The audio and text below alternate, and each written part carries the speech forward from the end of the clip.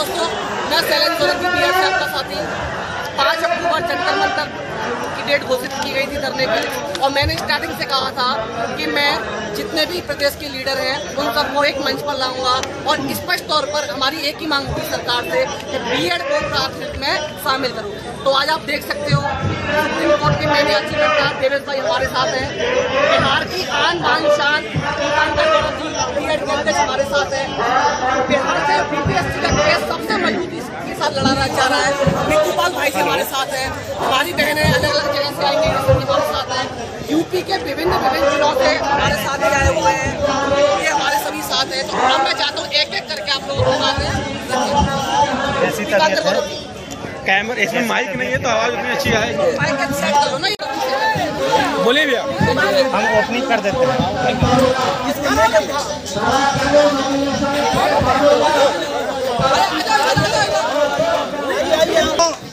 बिहार की धरती का सबको सबसे प्रणाम करते हैं। ज्ञान और मोक्ष की भूमि रही है बिहार, और अभी पूरे देश की नज़र बिहार पे है। हम धन्यवाद देंगे सोलंकी भाई का, हम धन्यवाद देंगे देवेश भाई का, हम धन्यवाद करेंगे हमारे उत्तर प्रदेश से भाई जय यादव भाई का, और साथ ही साथ अलग अलग जितने भी देश प्रदेश के लोग आए हैं सबको धन्यवाद करेंगे कि जिन्होंने कम से कम एक मुहिम छेड़ा, कम से कम पूरे देश को एकजुट करने का प्रयास किया। इसके लिए एक बार जोरदार ताली आप सोलंकी भाई के लिए बजाएं। विषय प्रवेश मैं इस तरीके से करा देता हूं, हमारा मुद्दा किसी से गौन नहीं है, हमारा मुद्दा स्पष्ट है, सब लोग जानते हैं। मैं उसको पुनरावृत्ति कर करके आपके समय को जाया करना नहीं चाहूँगा। सब लोग जानते हैं कि किस मुहिम को लेकर के हम लोग यहाँ हैं। एक बात जो मैं अपनी परिप्रेक्ष्य में आपके सामने प्रस्तुत कर रहा हूँ कि अभी पूरे देश की नज़र बिहार पर टिकी है, क्योंकि 1,70,000 की वैकेंसी बिहार सरकार में आमंत्रित हुई थी, और इस जजमेंट का सबसे ज़्यादा यदि कहीं असर होगा तो वो बिहार पर होगा। और अभी बिहार में पूरे देश के बच्चों ने फॉर्म अप्लाई किया है। अब मैंने सबसे पहले बिहार के तरफ से केस किया आर्टिकल 32 में सुप्रीम कोर्ट में, उसके बाद हमारे प्रेशर के चलते बिहार सरकार भी सुप्रीम कोर्ट में आई है। अब मैं सबसे अपील करता हूं कि 9 तारीख को हमारी लिस्टिंग हुई है बिहार सरकार की केस में, उसमें बीएड अपना मजबूत पक्ष रखे। इसके लिए पूरे देश के लोग एकजुट होकर के समर्थन की जरूरत है, आपके सामूहिक प्रयास की जरूरत है।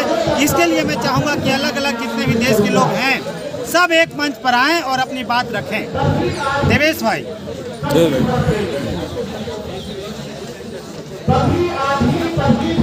जी बिल्कुल साथियों, जो दीपांकर जी ने बोला वो एकदम सच बोला कि हमें कैसे भी करके एक स्टेट में हमें रिलीफ मिलती है तो हमें कहीं ना कहीं सभी स्टेट के लिए रिलीफ का एक हमें मुद्दा मिलेगा, तो हम धीरे धीरे सभी स्टेट को रिलीफ मिल सकती है इस मुद्दे पे। यदि बिहार में बीआरटी में शामिल हो गए तो फिर हम 2018 से 23 में जिन्होंने बीएड किया है उनके लिए, और केबीएस के साथ ही जिन्होंने एग्जाम भी रखा है अच्छे मार्क है उनके लिए भी, और राजस्थान, हिमाचल प्रदेश, पंजाब, तमाम राज्यों के लिए ऐसे रिलीफ मिलेगा। तो सबसे पहले 9 तारीख की जो सुनवाई है वो इम्पोर्टेंट है। इसमें बीएड शामिल होता है अंतरिम राहत के तहत या उनको बोल देती है सुप्रीम कोर्ट के, इन्होंने इनका जो नोटिफिकेशन का 11 अगस्त से पहले जजमेंट को 11 अगस्त से लागू करेंगे। तो ऐसे कई सारे जजमेंट हैं उन पर सुप्रीम कोर्ट का फैसला दिया हुआ है कि अभ्यर्थी प्रभावित ना हो, तो इसके लिए सुप्रीम कोर्ट सुनेगी हमें और मौका भी देगी। तो सबसे बड़ी बात है कि बिहार में सुनवाई के लिए सभी साथी जुड़े हैं।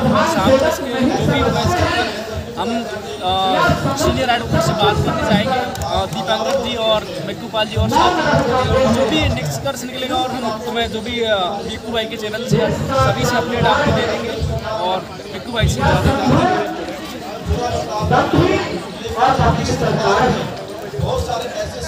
सबसे पहले तो मीटिंग के जितने भी पूरे भारतवर्ष से हमारे भाई जुड़े हैं सबको मैं क्रांतिकारी सलाम करता हूँ, और दुआ करेंगे बिहार का जो एसएफटी केस है उनके थ्रू कहीं ना कहीं अगर हम लोगों को मिलती है तो पूरे भारत को भारत जो बजट में किया है सभी को राहत मिले। तो मैं चाहूँगा कि जब हमारा मंजिल एक है, रास्ते भी अलग अलग क्यों हो, रास्ते भी एक होने चाहिए। यदि बिहार सरकार इससे मिल गई है तो बिहार सरकार के भरोसे हम नहीं बैठ सकते हैं। हम लोग भारत सरकार के पूर्व अटॉर्नी जनरल मुकुल रोहतगी को उतारने के लिए चाह रहे हैं। लेकर के देवेश भाई के साथ मैं सामने जाऊँगा। मैं भाई दीपांकर जी जो बिहार प्रदेश अध्यक्ष हैं, और मैं बता दूँ आप लोगों को कि जितने भी साथी यहाँ जुटे हुए हैं सभी में क्रांतिकारी की झलक आनी चाहिए। और 18 से 23 को लेकर के हम लोगों को हर हाल में चलना है। यदि आपको हम देखिए सुप्रीम कोर्ट के फैसला जो आया है उसको सम्मान करते हैं, लेकिन जो गजट देख करके किया है तो सुप्रीम कोर्ट को भी समझना पड़ेगा कि इन बीएडधारियों को भी हमें सम्मान करने की आवश्यकता है। और कोई भी लक्ष्य बड़ा नहीं, जीता वही जो डरा नहीं। मिल करके एक माला में पिरो जाइए और माला बन करके गले के साथ बढ़ा दीजिए। मैं सभी प्रदेश के, सभी देश के अपने भाई और अभिभावक जो बड़े मेरे से होंगे, सीनियर है, सबसे मैं कहना चाहूँगा कि हम सबको लेकर के चलने वाले लोग हैं। हम लोग जोड़ने की बात करते हैं, डीएलएड वाले छोड़ने की बात करते हैं, हम लोग कंपटीशन की बात करते हैं, उधर करके हटाने की बात करते हैं। तो इसीलिए यदि है खून अगर सीने में तो जलनी चाहिए, मेरे सीना में न तेरे सीना में पर जलनी चाहिए। आप लोगों को मैं वादा करता हूँ कि जितना भी सीनियर एडवोकेट चाहिए उतारा जाएगा बीएड कोचिंग के लिए, लेकिन उसके लिए देवेश भाई सोलंकी जी जितने भी जो नहीं भी हैं उनको भी मैं बोल दे रहा हूँ कि घमंड तो रावण कभी नहीं रहा। आप यूट्यूब चैनल के माध्यम से आते हैं, अपना नाम फलानी ढंगानी बनाते, उससे क्या होना हो सकता है कि भविष्य में अच्छा पैसा कमाए, लेकिन इज्जत नहीं कमा पाइएगा। इसलिए बीएड के लिए एक मुहिम चलाइए, एक अभियान चलाइए और मिल करके एकजुटता, अखंडता, भाईचारा का सौहार्द दिखाते हुए जो 9 तारीख को हेयरिंग है जी जल लगा दीजिए और इस एलपी की केस में जीत दिला दीजिए। उसके लिए मैं आप लोगों को मिलकर आभार रहूँ।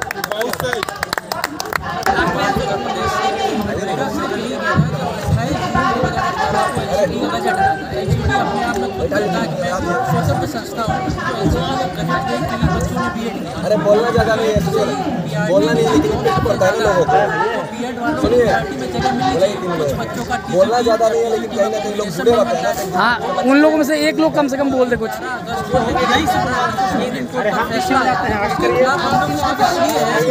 अरे वहीं से बुलवा दीजिएगा ना, वहीं से बुलवा दीजिएगा ना, क्या दिक्कत है? वैकेंसी है नहीं, पीआरटी समूह को बाहर करने का कोई मतलब बनता नहीं। सिर्फ इसलिए बचते हैं, इसलिए हम लोगों को बाहर कराना चाहते हैं। हम लोग कंपटीशन से डरते हैं, डीएलएड वाले कंपटीशन से डरते हैं। जब एलिजिबिलिटी से मैं सीटेट हम भी पास किए, सीटेट वो भी पास किए, तो फिर कोई पेडागोजी वाला कोई इशू आना ही नहीं चाहिए। बस मैं इतना कहता हूँ, सरकार से मेरी बस यही मांग है कि कम से कम 18 से लेके 2023 तक जितने बीएड किए हैं उनको सबको शामिल जरूर से जरूर किया जाए। मेरा नाम अनूप सिंह, मैं श्री रामचंद्र जी की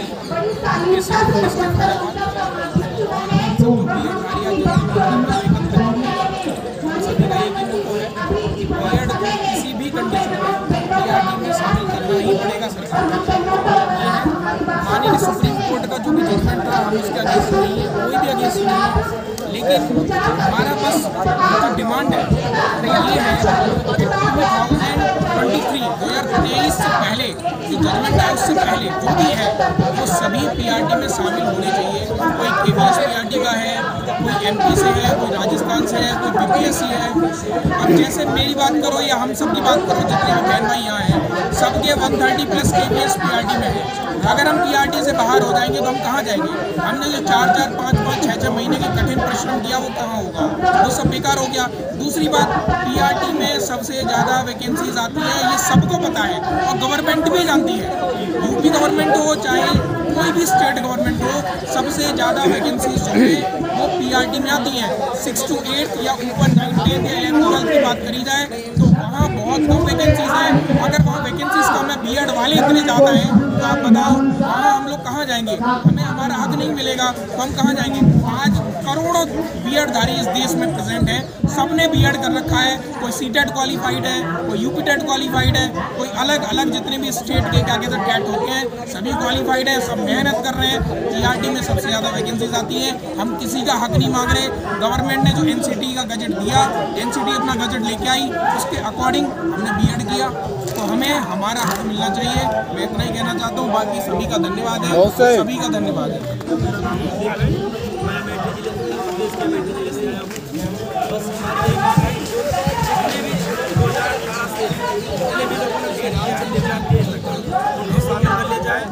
जितने भी हमारे जैसे देवेश भाई है, श्री भाई है, हम खाली सिर्फ यही मांगे हैं कि सिर्फ और सिर्फ जो पिछली 2018 से 2023 तक जितने भी वेट किए उनको PRT में शामिल करें। एक बात हो, ये जितने भाई लोग देख रहे हैं ना जो अपने घर में बैठ रहे हैं, ये पक्का बताए कुछ होने वाला नहीं है इससे। आप लोग बाहर निकलिए, सही बता रहे हैं कि आप लोग बाहर निकलिए। ये 100 लोग 200 लोग 1-2 लोग की लड़ाई नहीं है, सही बात है, देश की लड़ाई है। अगर मैं अमेठी जिले से 800 किलोमीटर दूर से आज मैं यहाँ भाई बगल बैठे पहुँच लीजिए 6 बजे मैं यहाँ पहुँच चुका हूँ, 6 बजे पहुँचे। आप लोगों से हाथ जोड़ के विनती है कि सब लोग घर से निकल के इस अभियान में जुड़े और बेटधारियों को सफल बनाएं। बस हमारी यही मांग है।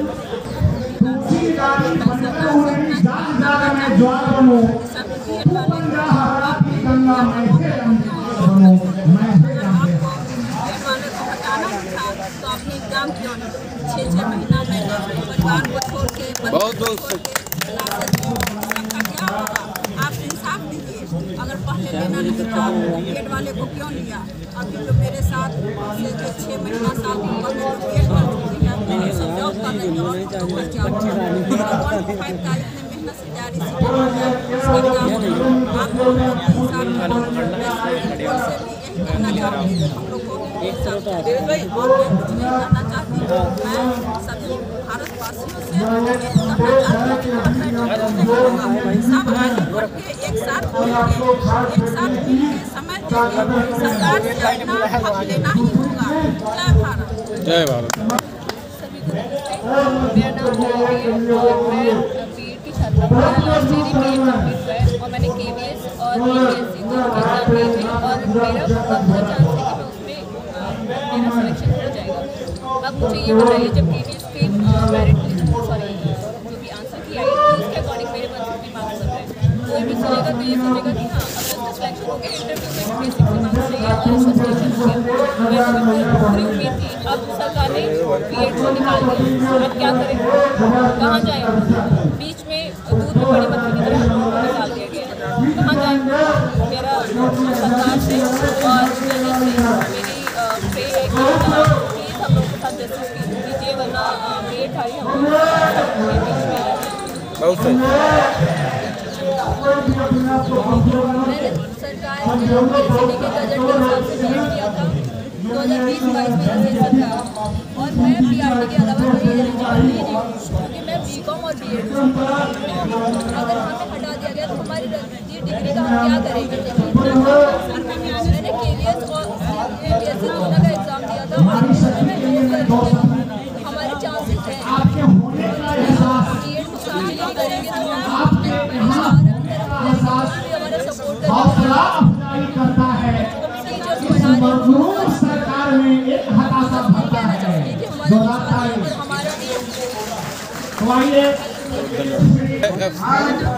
बोलिए।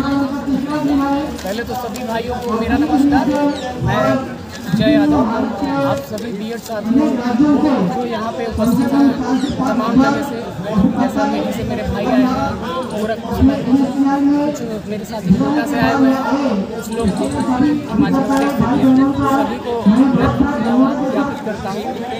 और जो मेरे साथी नहीं आ रहे हैं, अभी भी घरों से नहीं निकल रहे हैं, उनसे मेरा बस यही सवाल है कि आखिर क्यों कर रहे हो आप लोग? कब जाओगे आप? जब कुछ भी नहीं बचेगा तब जाओगे तब जाओगे आप? सोशल मीडिया पे रोज 1000 मैसेज आते हैं कि सर हम बर्बाद हो गए, हमारा क्या होगा, ETC तमाम बातें चलती हैं।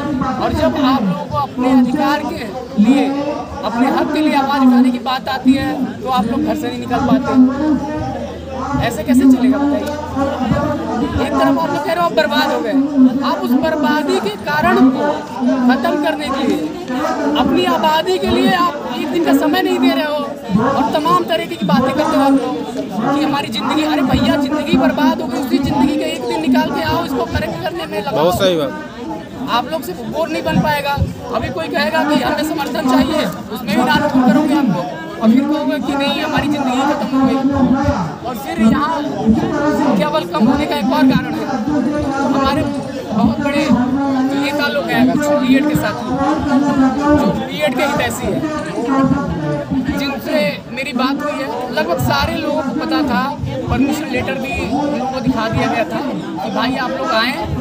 दिल्ली की सरकार ने, जो सरकार यहाँ दिल्ली में बैठी है, उसकी संस्था ने, एनसीटी ने गैजेट बनाया, उसको मान के करोड़ों बीएडधारियों ने बीएड किया और आज वो सड़कों पर हैं। हमने उन तक आवाज़ पहुंचाने के लिए दिल्ली के दिल में जंतर मंतर पे ये प्रोग्राम रखा था।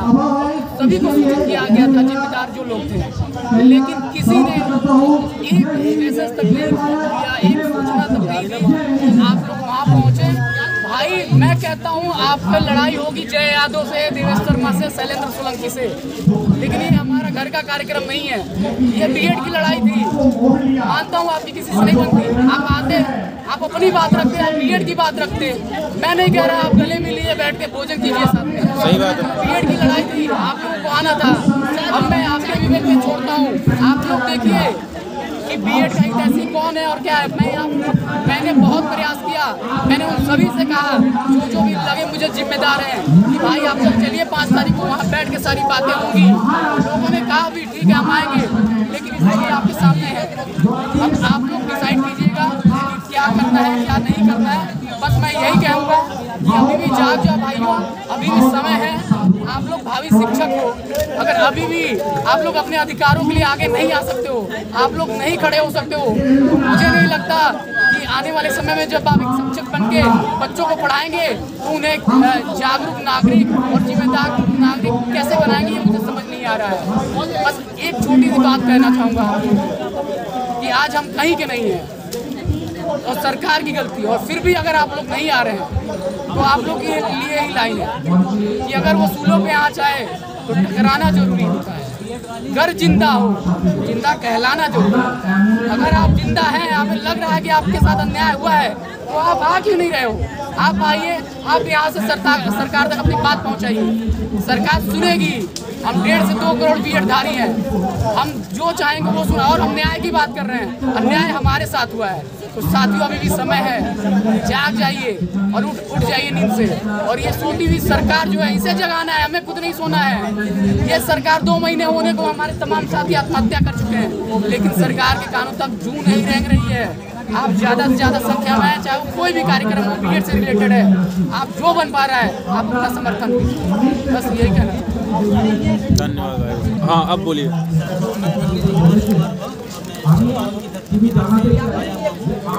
आपसे यही कहना चाहूँगा, हमारे सारे साथी ऑलमोस्ट सारी बहुत बातें बोल दी है, लेकिन हमें एक बात ध्यान रखना पड़ेगा कि जब ये